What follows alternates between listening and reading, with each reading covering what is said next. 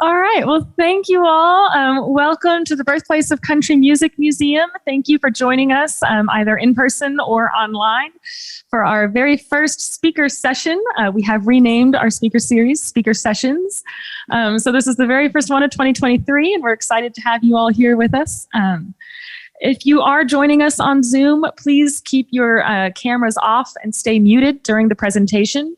There will be a Q&A session after the presentation. And if you have any questions in the audience, we ask that you just hold on to them until that time. And if you're on Zoom and you have any questions, you can put them in the chat and we will read them out for you during that time. I should have started with an introduction. I'm Erica Barker. I'm the, what is my job title? I'm the curatorial manager here at the museum. My colleague Scotty Almany is running the sound and Zoom for us tonight.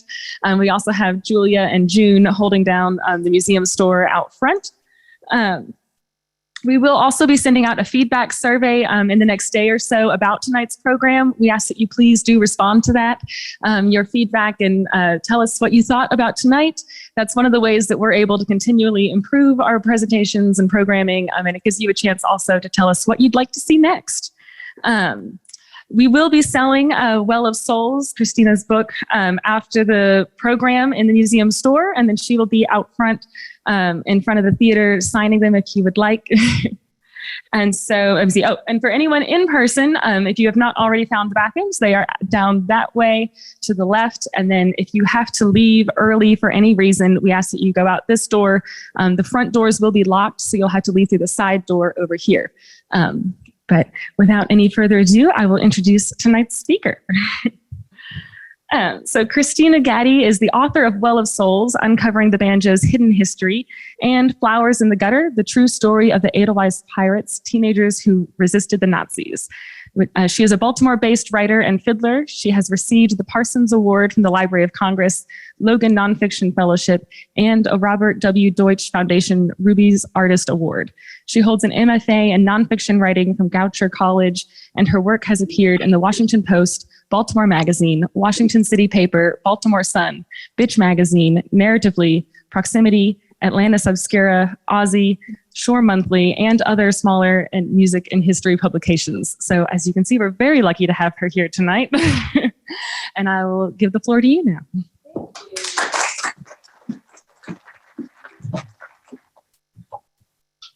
Thank you all so much for coming, and thank you to the Birthplace of Country Music Museum for having me. I was last year in 2018 when an event called the Banjo Gathering was here, which is a kind of smallish group of banjo enthusiasts and researchers and scholars, but some of us not formal scholars. And we had an amazing time here in Bristol, so I'm really glad to be back as part of the speaker series, speaker sessions, sorry. And I'm gonna start off, is it up, Scotty? Working on it. It's okay. It's not, oh, there it is. Okay. If you can just go back to that first slide. Yeah, I think I can do it too. But I was going to start off by talking about this instrument that I'm going to play some on tonight. And as you can see, it is a gourd banjo. It is not an original historic gourd banjo. The one on the cover of the book is, it's a gourd banjo from Haiti in the Caribbean. That was collected in the 1840s, and it's often called the Haitian bancha. That's one of 4 banjos from this early period that I'll be talking about that still exists today. And they're all in European collections. So we don't have, even though all of them were collected in the Americas, they are in European collections. None of them are in playable condition, so we actually don't know what those specific instruments sounded like. What we do have are reproductions of those instruments. And this one is not an exact reproduction. It was made by my partner, Pete Ross. It is a banjo that they were making a television production of the book, The Underground Railroad. And in the book, there's mention of enslaved people in South Carolina playing a banjo. And so they said, we want a banjo that looks like it could have come from South Carolina. in the late 1700s. You know, can you make us something? So he made this for them, and then when they were done shooting and they didn't want it anymore, I bought it back to have for opportunities like this to kind of show what these early banjos would have looked like. And so people who are familiar with banjos see that it has long strings and a short string. It has tuning pegs, just like banjos we have today. It has that flat fingerboard, but it doesn't have any frets on it. These early banjos were fretless, and even early wooden-rimmed banjos were fretless. It does have a skin soundboard, like banjos do today, unless they're made of plastic. And then, of course, the body is a gourd rather than that wooden rim or a wooden rim with the back on a bluegrass banjo that we're used to. So it has all of those components that kind of become what we think of as modern banjos, but just a slightly different form. And this is now, it's for the musicians out there, just tuned to an open chord. Nope, still not working. There it is. Okay. And so I'm going to start by playing a song that's called Kalinda. And one of the things that was really exciting when I was doing my research for this was seeing things that would show up over and over again across hundreds of miles, different states, different countries, hundreds of years, and yet they were connected throughout history. So in the book, one of the first dances that I talk about is the Kalinda and how the banjo was a central part of that dance. And you can see from this is an image of a Kalinda dance from 1783 in the Caribbean. And then Kalinda was a song that was collected in Louisiana in the 1860s. Slave Songs of the United States is the first collection of Black folk music, Black traditional music ever published in the United States. It came right after the Civil War in 1867. It was the idea of Lucy McKim, who, even though it was her idea, she gets put last on the list of authors. But she went down to the South Carolina Sea Islands and heard Black folk music and was really entranced by that, and wanted to make sure that it got recorded, because she feared that once the Civil War is over, once the enslaved are free, musical culture is really going to change. And so she made it her goal to herself to collect some songs that she heard, but then to reach out to other people and collect that music. And so Kalinda was one that was recorded in Louisiana by African Americans. And as you can see, it's not necessarily written for banjo, it's written for voice. But I'm going to play an adaptation of it on the score banjo so we get a sense of what it sounds like.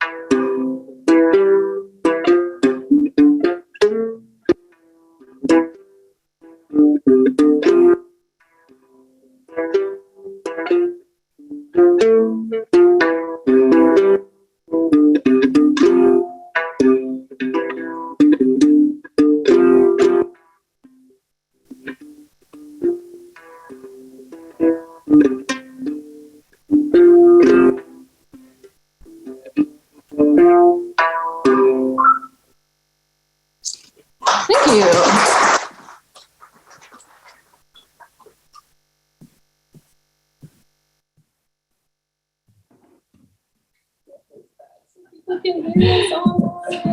No worries. So I'm going to start with reading a little bit from the prelude of the book that explains a little bit of how this book on early banjo came to be.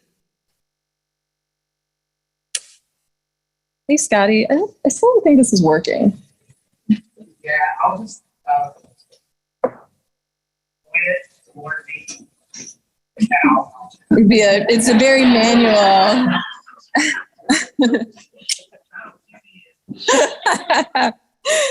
Centered between two small houses somewhere in swampy lowlands next to a creek, three people begin to dance. A woman in a green dress bends over slightly. She lifts her heels, stirring the sandy ground beneath her feet. Suspended between her hands, she holds a white and blue striped cloth, pinched by her index fingers and thumbs. She raises and lowers her hands, shaking the cloth in front of her. She wears an apron, a scarf around her shoulders, and a scarf tied around her head at the back. Next to her, another woman dances, a cloth outstretched between her hands. They dance on their toes. They look like they are floating. The women face a man. He's bent over too, with a dark wooden dowel in his hands. He raises and lowers the staff as he moves his feet, his blue jacket rising as he lifts his arms, his bare feet and red pants gliding along the makeshift stage. Two instruments drive the music of this dance. To the left of the dancers sits a man with a drum pressed between his knees. To his right, a man in a hat sits with the round body of a stringed instrument squarely in his lap. The tan, dried gourd amplifies the sound that bursts from the strings. To modern eyes, this may not look like a banjo. It has no circular wooden body, no metal parts. Instead, a flat piece of wood bisects a round gourd, forming the neck and sound chamber. A piece of animal skin sits taut across a circular hole cut in the side of the gourd. Around this white circle, the maker has cut intersecting lines. Strings extend from the bottom of the gourd across the soundboard, over a bridge that holds them up, along the board-like neck to where it comes to a triangular point. The short string, flat fingerboard, skin soundboard, and tuning pegs are some of the banjo's defining characteristics. When the white slave owner John Rose saw the scene of enslaved Black people before 1790, he felt it was interesting enough to commit to paper. And there's care in his work, in his brushstrokes and with people's movements. Looking at it, you feel almost instinctively that something significant is happening. In the years since it was first displayed, the image has gained the title The Old Plantation and has been reprinted in books, on museum walls, on CD, and record covers. This rare piece of art is one of the most significant images of early African-American music and dance in North America, and one of the earliest images of the banjo. Most scholars and historians have assumed what Rose painted was a social dance or secular celebration. Some have suggested that two of the dancers are jumping the broom, a marriage ceremony among enslaved Blacks in the United States. This reading seems wrong. The painting has no broom. Moreover, a broom ceremony was not a tradition in Africa, hasn't been documented during the period of the painting, and is a folk custom likely introduced to the Americas by Europeans. Other scholars have simply accepted that the painting depicts an African dance, even though searches for an analogous dance in Africa have yielded no results. In 2017, my partner Pete Ross and I wandered through the Rijksmuseum in Amsterdam, which explores 800 years of Dutch history through the visual and decorative arts. Pete and I play a game in art museums, a kind of treasure hunt that we had always lost. A trained artist and luthier, Pete has spent decades staring at images of early banjos, researching early banjo accounts, and making gourd banjo recreations and reproductions for museums and musicians. Each time we visit a museum, we joke, today we're going to find an image of a banjo that no one has noticed before. The idea of finding a lost banjo always feels both ludicrous and hopeful. On one hand, how would we discover something new in a painting that has been hanging on a museum wall and seen by thousands of people every day? Surely we would have known of it already, or we could find it on the internet with a simple search. On the other hand, we know that the banjo's earliest history, its African-American history, has been willfully hidden and distorted. Only 4 early gourd-bodied African-American banjos exist today, and Pete and I are the only people to have examined all of them. It wasn't until the 1970s that white librarian Dina Epstein published a book outlining pre-Civil War sources that mentioned Black banjo playing. And she admitted that even after looking through tens of thousands of pages of documents, she still hadn't mined every source. Known images of the banjo before 1820 number less than 15. This all makes it feel like we could find a treasure in our game. We chose the Room of Dutch Colonial Art because 2 of the 3 earliest banjos are from the South American nation of Suriname, formerly Dutch Guiana. We thought the art would expand the landscape of Suriname for us and help us understand those banjos better. Entering the room, we saw a wall of dioramas. Study.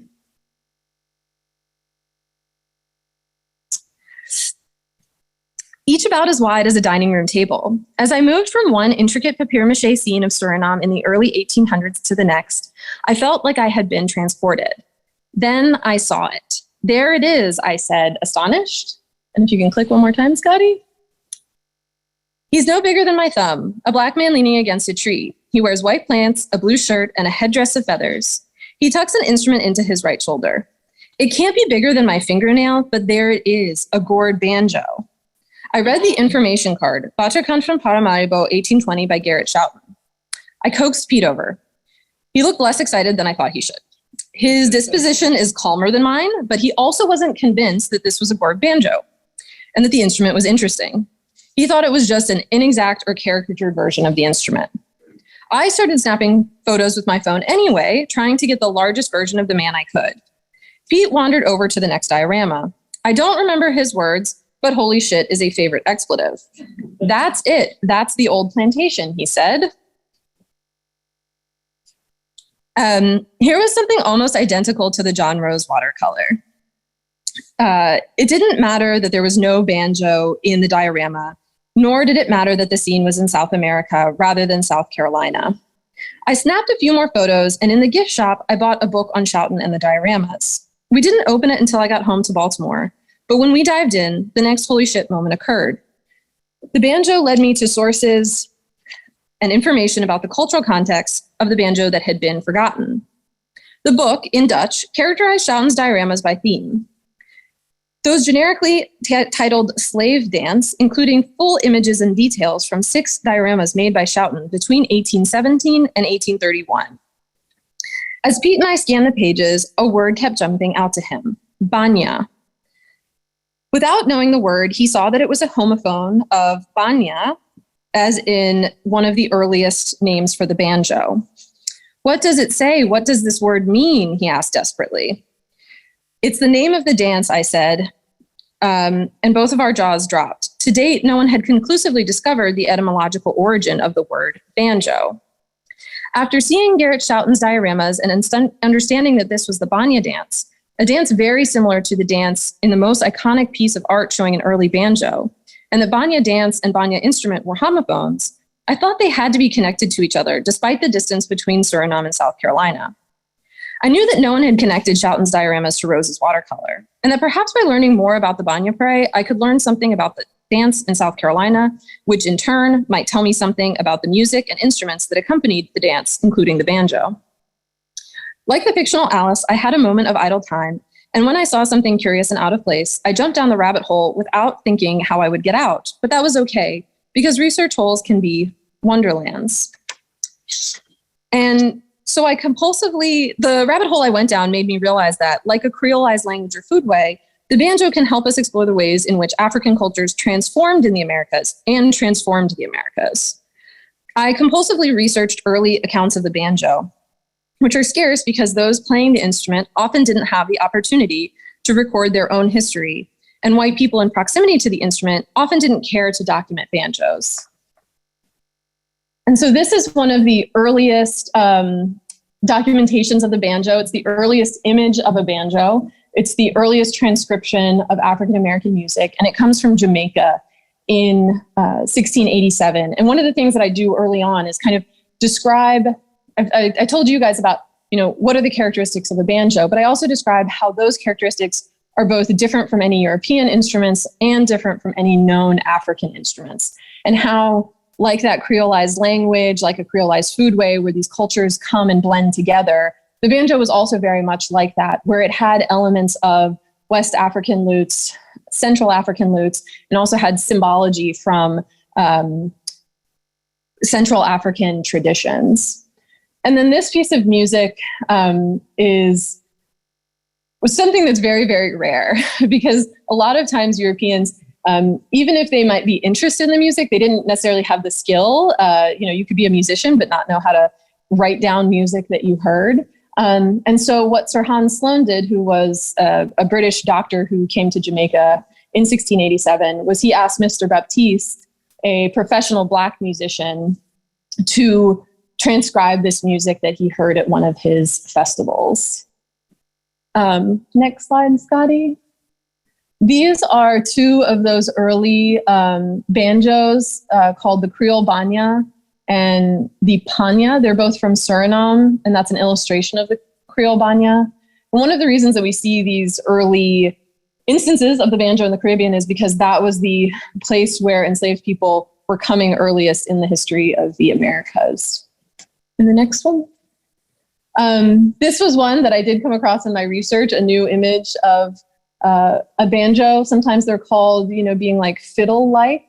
But as you can see, he doesn't have a bow, but he's holding the instrument up there on his shoulder, like the man under the tree in the diorama, which was very intriguing to me. The other image is from New Orleans, from Congo Square in 1819, that was sketched out by an architect named Benjamin Henry Latrobe. And as you can see, his instrument has kind of similar elements to the two Surinamese instruments. And the next one, that's the Kalinda dance again. And the next one. I read and reread every available source for descriptions that might be valuable and rediscovered lost sources. Ones historians, researchers, and librarians had used in pursuit of other topics, but not to analyze early American music. Along the way, I became frustrated that white supremacy had distorted this history and that better sources don't exist. I used these sources to understand the context in which the banjo was played and tried to interrogate the bias of writers and observers by learning more about them and the world they lived in. I also looked at my own bias as a Swedish-American white woman trying to understand a culture that isn't my own, but is integral to American culture. And this is a letter that I'm actually going to talk more about that is from a young woman in England writing to her uncle in Maryland about a banjo. Our biases have limited the banjo to being a secular instrument. It's in the hands of a lone white man on a porch, a backup instrument in a bluegrass band, or a driver of melodies for square dance or clogging routine. The assumption is that the banjo must have always been a secular instrument. This is putting a Eurocentric worldview on an instrument born of African beliefs and traditions. From my research, I realized that the banjo once served a higher purpose. The instrument was sacred. It was not just a musical instrument, but a spiritual device, and it fit into a cultural complex of music, dance, and spirituality. And in this book, I hope to reveal that cultural complex and have the banjo take us on a journey to remember the hidden, the willfully ignored, the forgotten, and the lost. And if you'll go to the next slide, Gaddy. And so with this image of kind of not knowing what this was other than a dance, really the beginnings of the research that I did into the Banya Prey, which actually Pete and I did a presentation here at the Banjo Gathering in Bristol about this piece of art and the dioramas and kind of breaking a lot of that down, that formed kind of the jumping off point for this whole book. There were some things in this work of art that were extremely intriguing. Of course, the banjo, but also, the stick and the scarves that the women are holding, this man in red, the woman next to him in white, even, these jugs, people just assume, oh, they're musicians, they like to have a beverage with them. And that's what those are. But the Banya Prey in Suriname, not only does it share a name with banjo, as this early name before it was banjo, standardized as B-A-N-J-O, it had many names, including Banya. And so if you go to the next slide, Scotty, this is the one that Pete saw, and he was just, totally struck by the fact that the women have scarves, some of the men have sticks. Obviously, we have the man in red here, but also these same jugs on the ground. None of the dioramas of this dance had the banjo in them or anything that looked like a banjo, but you get similar instrumentation with the percussion, the man playing a drum with the two little sticks, like in the South Carolina watercolor. And then there's also a flute-like instrument to provide melody. So this is, like I said, this was really the jumping off point. And this is still a living tradition in Suriname today. But the main thing that I learned about this was that it was a religious dance. It was part of a religious ceremony, and learning more about that religious dance and then re-examining these, many of the early sources of the banjo that I talk about here, I saw these elements appear over and over again throughout time. And then there are two kind of other major things. I'm going to read a little bit more about that young woman from England that I was mentioning.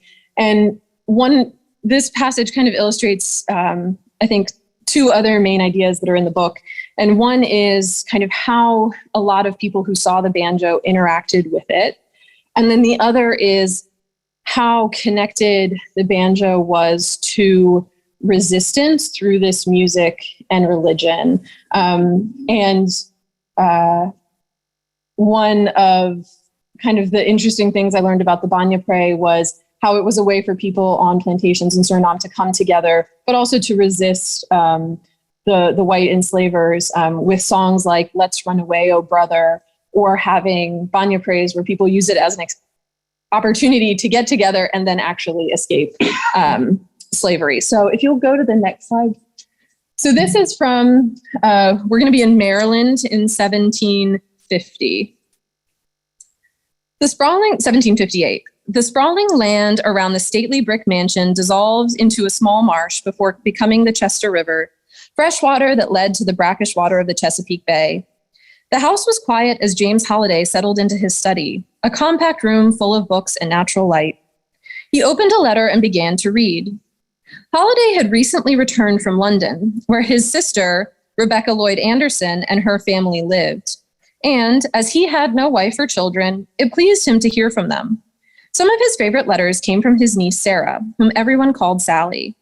Her script was that of the studious young woman she was, unlike the weary scrawls of her uncle's replies. His family thought Holliday serious and solemn, but he enjoyed these frivolous correspondences with his niece. Sally loved writing to her uncle, too. When he was in London studying law, he and Sally would play music together, she on the harpsichord and he on the flute. After Holliday returned to Maryland, Sally sent along notes on plays, music, and gossip from London. In this December 1758 letter, she thanked him for a gift he'd sent. We are much pleased and thankful to you for the banjo, for although we can't play music on it yet, it is a great curiosity and makes a good figure as it lays on the harpsichord. The image of the instrument he sent lying on the harpsichord in a townhouse in the upscale Tower Hill neighborhood of London amused him. Sally and friends of the family, Lady Brown and her daughter Mary Folks, had wanted to see a banjo, and Holliday obliged by sending them one. Although Sally's mother, Rebecca, and her father, William, were both born in Maryland, Sally's whole life had been in London. Not long after Rebecca and William married, they had moved to London so that William could sell Chesapeake tobacco and buy European goods for export. By the late 1600s, tobacco already dominated the Virginia and Maryland economy. And exports from these two colonies made up 30% of the world's supply. Like sugar, tobacco was a product in high demand in Europe, and also like sugar, it demanded intensive year-round labor. At first, planters were willing to use white indentured laborers, but by the 1690s, Maryland and Virginia landowners were buying people of African descent to work in the tobacco fields, as it cost 12 pounds for 4 years of a white man's service, but only 22 pounds for the lifetime service of an enslaved black man. Sally hadn't seen the tobacco and livestock farms that created her family's wealth, and she hadn't seen the hundreds of people forced to labor on those farms. Holliday must have told her about his life at his home, Reedbourne. And with her interest in music, maybe he told her about the enslaved people and their musical instrument, the banjo, or as Sally writes it in a French transliteration, which you can see up here on the top right, Bangeau. Sally wrote to her uncle that Lady Brown and Mrs. Folks had come to the house after the banjo's arrival, and Mrs. Folks longed sadly to know how to play on it. Sally thought guitar lessons might help. In her next letter, Sally told him that Mrs. Folks had found a teacher, and with the scale of music from Holliday, she will try to make very pretty music on the banjo. Sally predicts that Holliday will soon hear of a new-fashioned instrument much in vogue invented by the Africans. The name of the instrument, the idea that learning the guitar might help Mrs. Folks learn to play the banjo, and the knowledge that it was invented by Africans demonstrated that the instrument and its origins were already becoming widely recognized.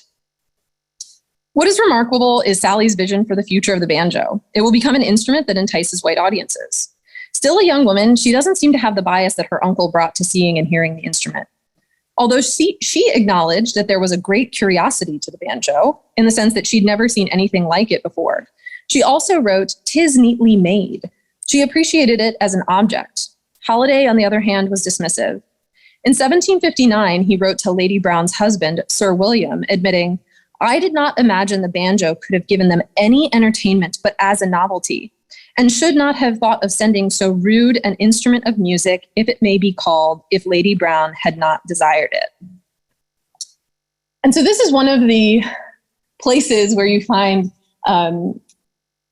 accounts of the banjo in, letters between people or in diaries where they're writing down their experience with it. And then, of course, there are those travel logs like the one that I talked about from Sir Hans Sloane in Jamaica. We also have a very interesting source kind of beginning in the 1730s, 1740s. And Scotty, if you'll go to the next slide. And those are these so-called runaway slave ads where a person has escaped to try to get to liberty, and their former owner is putting out an advertisement to try to get them back. And so what they'll do is give name, visual appearance, demeanor, languages spoken, any distinguishing talents, including whether they were a musician. And these ads provide more information on certain individuals than exists about most other people living in the mid-18th century, and show how slave owners like Holiday paid close attention to the people they owned.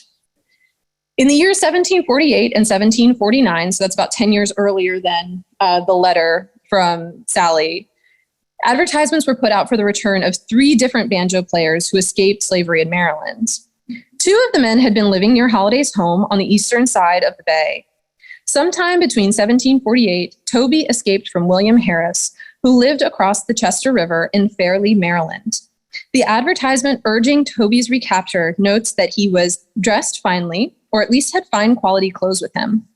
A broadcloth coat and a waistcoat, both lined with red fabric, a pair of wool breeches, a new pair of stockings, a hat, and a pair of old pumps, attire that suggests Toby didn't do manual or field labor. It's also possible that these were not his regular clothes, but items he took because they would make him look like a free man.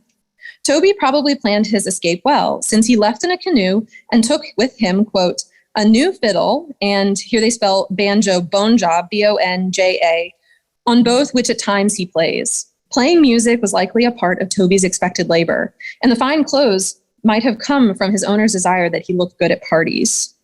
Like many musicians who escaped, Toby was a carpenter and sawyer.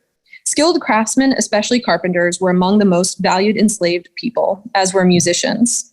As a carpenter, Toby would have had the skills to make his own banjo. He could have also made his own fiddle, although constructing a fiddle or violin requires more time and precise work than a banjo. If Toby was expected to play music, Harris could have also bought the new fiddle Toby took with him. Toby also took with a howl, a woodworking tool used in barrel making, with which he made bowls. Woodworking could have also been a way for him to earn money once he escaped. And so one of the other people who escaped, actually, if you go to the next slide. Go to the next slide. No, I'm missing a slide. Okay, you can go back. Go back one more. So I want to play another tune that comes from Virginia, and it was put down in a book of Scottish, Irish, and English airs. But the title of it is Pompey Ran Away, and then on the other side there's a little note that says a Negro jig. So even though it's in this book of European fiddle music that has been documented in Virginia, it is a song also kind of recounting that attempt for freedom that an enslaved person might have tried to accomplish if they thought they had the means to do so. So Pompey ran away.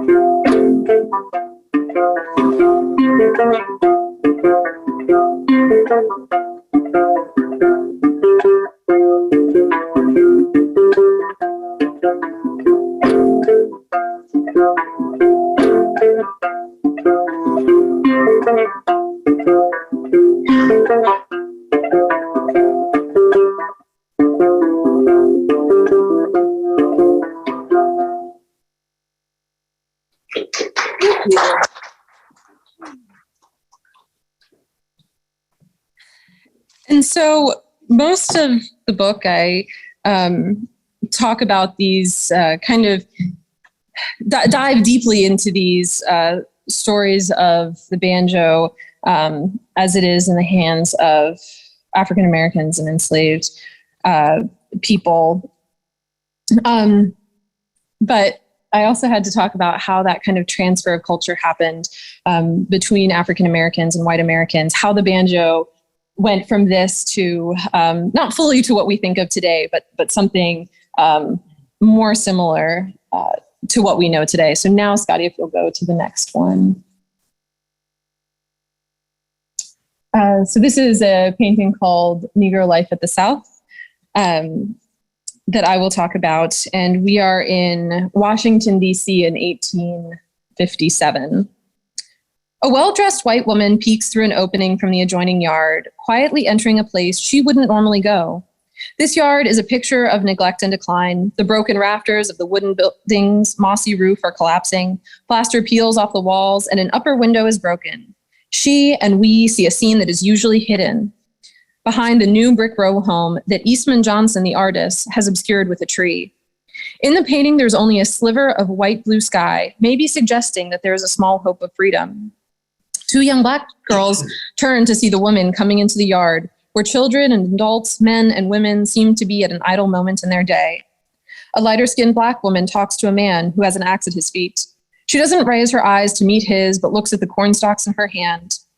At the center of a yard, a man sits on a stepladder, strumming a banjo. A boy looks up, as if longingly, at the musician. Another child dances to the music, both his hands held by a dark-skinned Black woman who squats down. A girl lies next to them. On the second story of the wooden house, a woman and child look out of the window, the action unfolding beneath them. Each person is fully rendered with individualized facial expressions, postures, clothing, stylistic choices, and a range of skin tones, some reflecting the reality of the rape of Black women by white men at some point in the family's history. In the manner typical of genre painters, Johnson paints groups of a few people interacting with another. He used his skill to structure the composition of this complex painting, organizing the people well across the canvas and creating the right depth of field for each figure in relation to the others. This rendition of what he calls Negro life also presents a changed expression of Black cultural life compared to the art of John Rose and the South Carolina watercolor or the diorama by Garrett Schouten. While their works feature the dance as well as a central scene of action, Johnson's painting is made up of vignettes, where the people are all occupying the same space, but not engaged in the same activity. The banjo player concentrates on his music and doesn't notice the woman, and the boy dancing, the woman and the man talking to one side focus on each other. The girls at the edge of the yard focus on the white woman coming around the corner, who may be looking toward the banjo player and drawn by his music. But the banjo player is not playing for a specific occasion or a dance, and the woman and the child dancing are not doing so as a part of a ceremony or celebration. Nor does the banjo look like the banjo in Schauten's Vaterkant or Rose's watercolor. Without realizing it, Johnson depicted what the banjo had become, both physically and culturally. And so if you'll go to the next slide, Scotty. So these are two images of that banjo that Eastman Johnson has. This is the first one that's called Confidence and Admiration is a study for the Negro life at the South. And then he painted it in a separate painting called Musical Instinct in 1860. And this banjo was made by William Boucher, a banjo maker in Baltimore, Maryland. He was a white German immigrant whose father, William E. Boucher Sr., was a singer, organ maker, and instrument dealer. William Jr. moved to Baltimore and began making fiddles and drums. When he realized that there was an exploding interest in banjos, he began building those too. And so that exploding interest came from, in the 1840s, the beginning of the blackface minstrelsy craze, where white performers painted their faces black and sang songs that they said were authentically Black, authentically African-American, and used banjos. Perhaps at the beginning, we're actually using gourd banjos, but quickly moved to wooden-rimmed banjos as both musical instruments, but also props of saying this is a Black instrument, so I'm going to be playing it on stage, pretending to be a Black musician. By the mid-1840s, William Boucher was making banjos and entering them into competitions at the Maryland Institute Mechanics Fairs. The banjo in Johnson's painting is a classic Boucher. The wood is a rich red-brown, while the skin that covers the top of the rim is a mellow white-yellow. Like the banza from Haiti, the one that's on the book cover, the neck is basically a flat board. Even though the banjo is less than 7 inches long on Johnson's canvas, he includes the carved decorative ogee below the short string peg and the S-shaped peg head, which evokes the side profile of a fiddle peg box as well as early Romance-era guitars. The ogee and the S-shaped peg head became trademarks of Boucher's instruments. The body is no longer a gourd, but a wooden rim, a hoop often about 12 inches in diameter. Unlike the banjo in Rose's watercolor or the bancha, Boucher's instruments were industrial objects, not an invention, but an innovation made for the sake of commercialization. Boucher designed his banjos to be mass-produced, responding to the demand created by blackface minstrel performances. No two gourds or calabashes are the same, no matter how expert the grower. So a banjo maker would have to fit the neck and the fruit together in a unique manner each time. There was no easily repeatable process. With a wooden rim of uniform diameter, the process could be repeated over and over again in the same way. Like gourd and calabash-bodied banjos, some early wooden rim banjos had skin heads tacked on, like this one. But the tacks didn't allow musicians to tighten a skin that had a dull sound or one that sagged in humid conditions. Boucher claimed to be the first banjo maker to use metal drum hardware to tighten the skin heads. He also took shortcuts to make the banjos look more expensive than they were, such as painting a pattern on the neck or rim to suggest higher quality rosewood. By the time Eastman Johnson painted Negro Life at the South, the banjo was everywhere. It had been not just on stage in New York and London, but in Japan in 1854 when Admiral Perry visited. It had been in the hands of white men with their faces painted black and Black men who painted their faces even darker black. Southern slave owners like banjo player Joel Sweeney's neighbors knew about minstrel shows, as did abolitionists like Frederick Douglass. In 1855, a Boston publisher put out Briggs' Banjo Instructor, noting that there had never been an instrument published with a complete method for this instrument. The book made learning banjo music accessible to middle-class white people and provided plantation melodies, which the author learned when at the South from Negroes, and specifics of how to tune and play 5-string wooden-rimmed banjos. And we go to the next slide, Scotty. And so we kind of see that transfer from the gourd body to the wooden rim, and it being, both a symbol that Eastman Johnson could use in his painting, but also an instrument that this Union soldier is playing in his Civil War uniform photograph. Even if Johnson had painted Negro Life at the South with the idea of elevating the lives of the enslaved and condemning slavery as a decaying institution that should no longer exist, the stereotypes that people, like the buyer of the painting, eventually led them to believe that it supported a pro-slavery cause. And I actually wrote, hold that. The man flirts with a woman as she responds with a coquettish look, and the viewer sees only over-sexualized slaves. The banjo player only cares about his music and has no worries. The image of a woman dancing with the boy posits long-standing traditions passed down through the generations, uncorrupted by any current reality, including the reality of enslavement. The idea of happy slaves is what pro-slavery advocates latched onto when they saw the painting. A tobacco company used a lithograph of the painting with the title, "Oh, Carry Me Back to Old Virginia," to promote the product with slave labor. When displayed in Boston, the painting received the title Kentucky Home and later My Old Kentucky Home, referencing a tune written by Stephen Foster. As so often happens, people saw in the painting what they wanted to see. And so that period that I kind of end the book with is actually a tricky period because we don't know what is reality with whether, for example, Briggs found these plantation melodies from Negroes at the South, or whether they were things that he made up thinking that they would sound as if that is where they had come from. And so I want to end with a tune that comes out of Briggs's banjo and structure, which is called Congo Prince Jig. And one of the things that's interesting to me about this is, as I mentioned, in the Banya Pre, there's that man in red, and he's the king.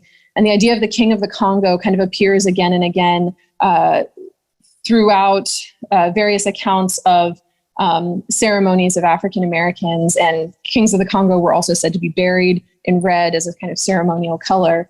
And so Briggs has this song that's called Congo Prince Jig, and we can't really suss out, is this something, a concept that he learned from African Americans? Was it a song that he actually heard from them and kind of adapted into his own? Or was it something that he just thought would sound authentic? If he said, oh, it's the Congo Prince Jig, people will believe that to be authentic. So this is Congo Prince Jig from 1855.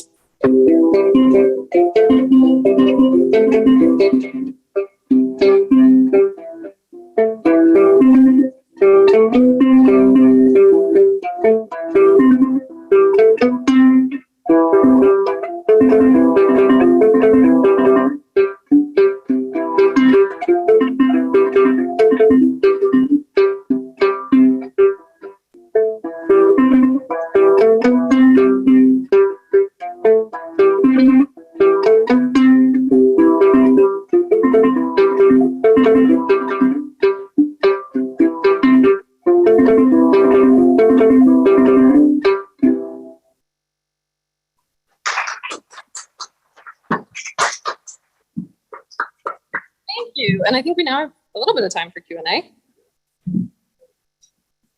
there any questions on the Zoom?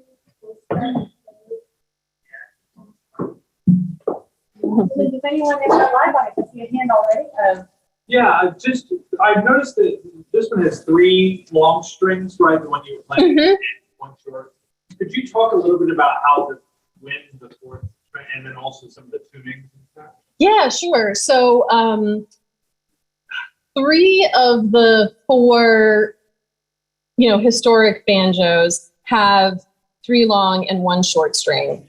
One of the 4th one has has a total of like 9 holes. So 4 ones that could be potential short strings and 5 at the top. But because you can't tell from the tail, even though the tail piece is on, you can't tell, where strings were. It doesn't have a bridge. And as you can see with this one, it doesn't have a nut. So there's a couple that we think, well, they couldn't have been used because it just doesn't look like a tuner could have fit into them.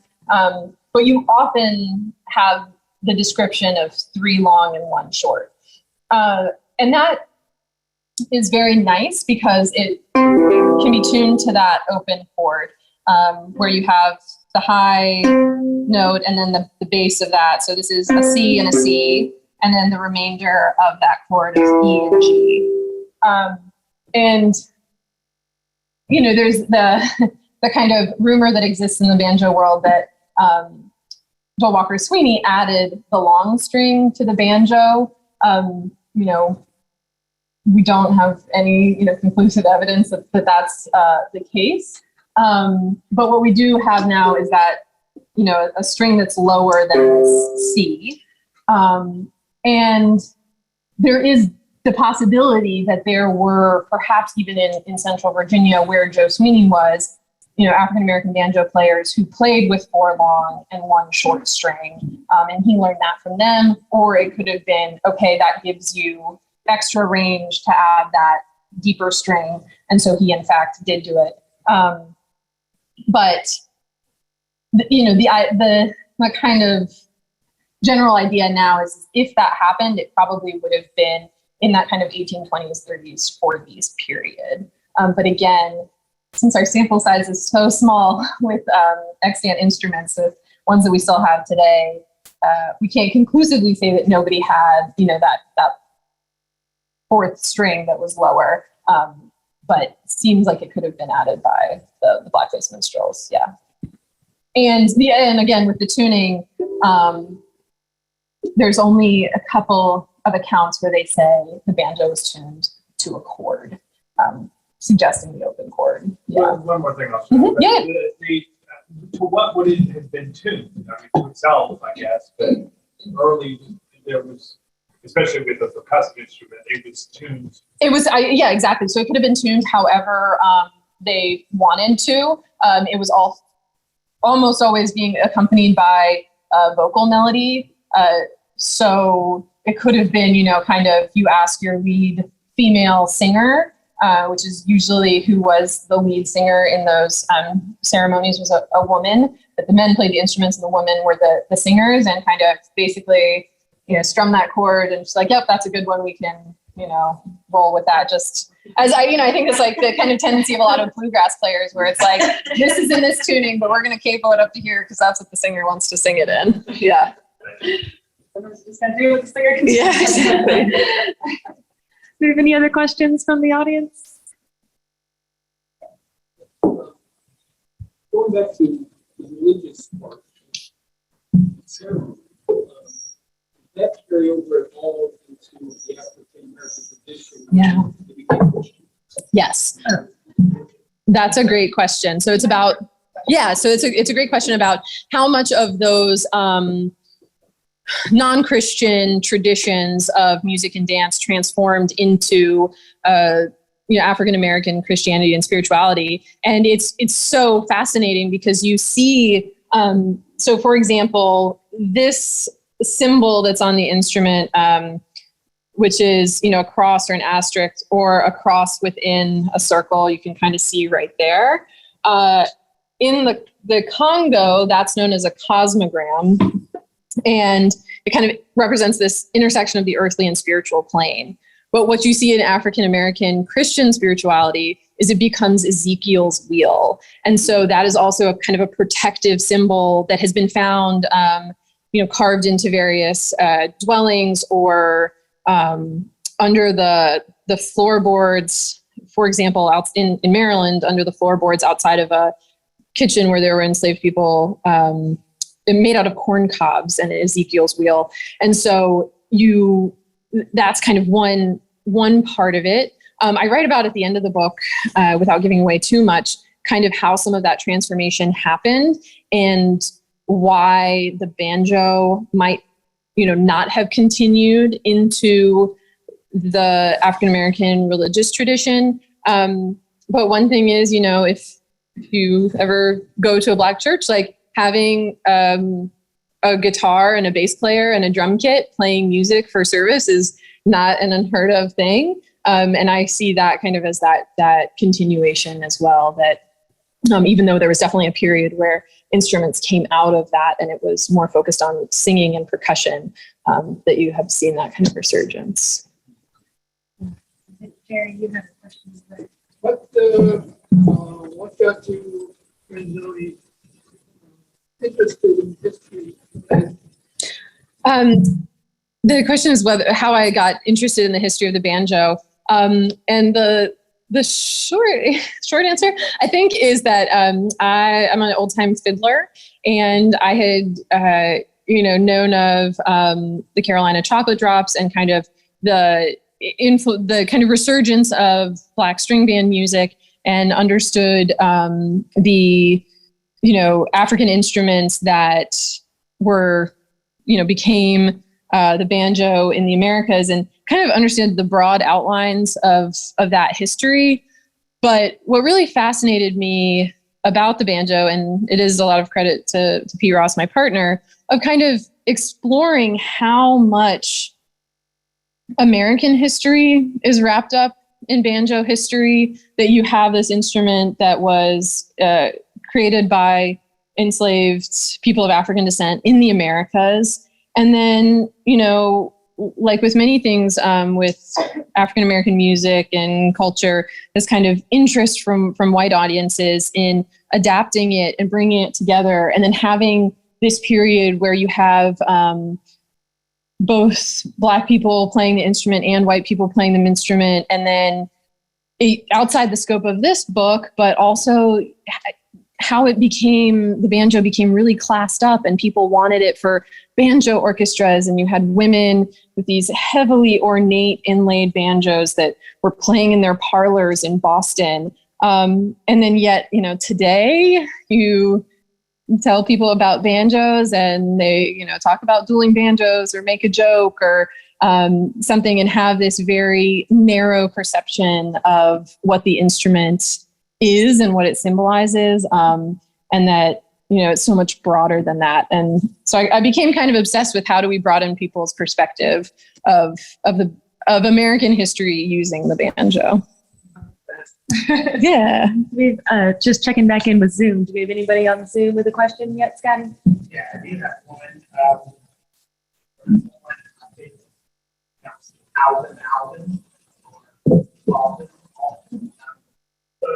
How was the banjo historically played differently than old time?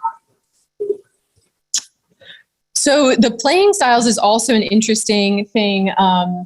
Even in the painting here by Eastman Johnson,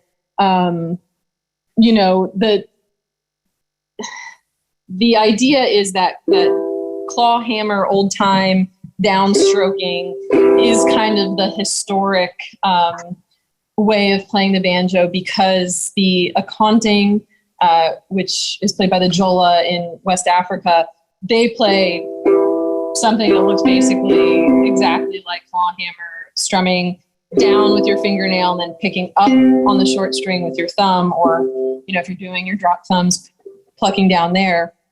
But there are other African traditions where you have two and three finger picking. So we have accounts where people say that they're strumming the banjo, or it's picked with the fingers or plucked with the fingers. And again, because we don't have a lot of evidence, and we don't really know, for example, the veracity of was this guy actually a banjo player? Did he know how to hold his hands on the banjo, or is that just an assumption that Eastman Johnson was making? Or for that matter, in the South Carolina watercolor, many people have suggested that banjo player is also holding it in kind of the claw hammer downstroking style. I think you could easily also say that it's almost like a two finger picking, kind of looks like that. But so where those historic things come, we're not really, totally clear. But then we do get that very distinct separation in the 20th century between, old time music, you're playing downstroking claw hammer, and bluegrass, you're playing three finger style, Scruggs style. But, even that becomes kind of oversimplified, because there are many old time, historic, you have these early recordings of old time musicians playing with two finger style, for example. So, but that's to say that all of those styles could have been originating from African and African American sources. Any other questions from the in-person audience?